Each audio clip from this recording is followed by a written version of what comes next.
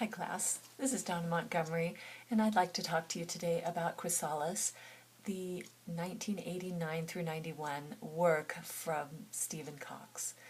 He was born in Bristol, England in 1946 and considered to be the most accomplished sculptor in England. He began to work with stone in 1979 and specialized in travertine and marble. After 7 years of honing his craft, he set out to South India, where he worked with some skilled craftsmen, a team of them actually, and they called them the Shilpas, and their skills were handed down from generation to generation. And so it was kind of a genealogical lineage with these Shilpas, and it was a very great opportunity for Stephen Cox to be able to learn his craft.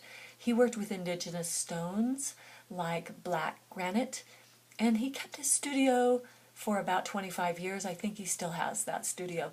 According to geologist Jessica Harrison, the primary focus of Stephen Cox's sculptures is their historical depth. Cox has largely worked with stone, a material steeped in its own history, and also required the knowledge and skills of ancient techniques and processes to work with it. So in 1988, Cox left India and moved on to Egypt for a while so that he could find this really precious stone called porphyry.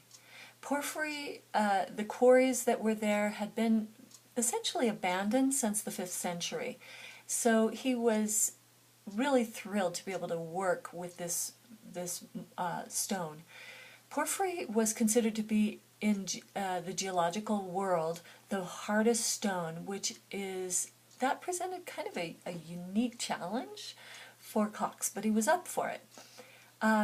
He was able to consign this precious stone and make his beautiful work, Chrysalis, and other works as well. The plum red porphyry stone chosen for his work had been previously and partially shaped by the Romans in the 5th century. So I'm going to show you a quick picture of this beautiful Chrysalis. This is Chrysalis by Stephen Cox. You can see, if you look close right here, you'll see the markings that were left by 5th century Romans. That is quite wonderful to look at. You can also see the chrysalis shape. What is a chrysalis? Let's just talk about that briefly.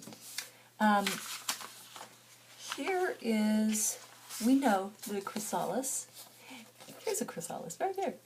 This is when caterpillars morph into being butterflies, they go into one of these little pods called a chrysalis. And the interesting thing about it is there's a lot of metaphor that goes along with this change and renewal. And we'll talk more about that in a minute. So the object of the chrysalis, let me talk to you about it. It currently resides in the Tate Museum. It is a massive gravitational volume. It's huge in size. It's 36 3/4 by 122 by almost 40 inches. It's a cylindrical cone. Let me just hold it up again so you can kind of look at it. Make sure I got it right side up here. Okay, so it's a cylindrical cone, and it's, like I say, cocoon-shaped, undulating colors of plum, red, tan, white, gray, and high polish. The ancient Roman carvings on the top were left, morphing one shape and design to another, part of the historic contextualization of the work. The feeling of historic genealogy from one craftsman to the other, and one era to the other, and one culture to the other is prevalent in this work. Ancient skills employed by Cox to carve the hard porphyry stone were passed from one generation of Indian Shilpas to another, and that lends to the historic contextualization of the work. So let's talk about the historic themes, or the spiritual themes that are evident in this work. One would be reincarnation, new life. The Chrysalis is evident in the idea of of one life moving on to another. Let's see, the Tate Museum archives say the artist describes his work as having to do with transition and reincarnation. So Cox himself described this work in the mode of reincarnation. And I think that might have been something he learned in India. That's a very big part of their culture. Also metamorphosis, as we talked about the butterfly and how the metamorphosis from one form to the other takes place. With a new life, the Chrysalis, caterpillar to butterfly, this could suggest a spiritual or physical renewal. As Collins suggested, the title gives the piece a sense of metamorphosis, something that is dormant, waiting to emerge, and yet it also looks like a tomb. So, and then that brings us also to this tomb-like shape, you know, like a almost like a sarcophagus, really. In Egyptian funerary practices, the Tate Museum also says it suggests the recumbent Egyptian funerary figure in the process of changing or mutating. The outer surface is polished and suggests the soft skin containing solid or volatile matter.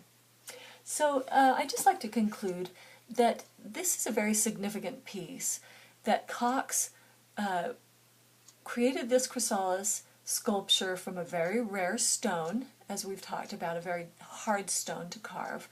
And this was stone that was left in the 5th century and has Roman writing on it.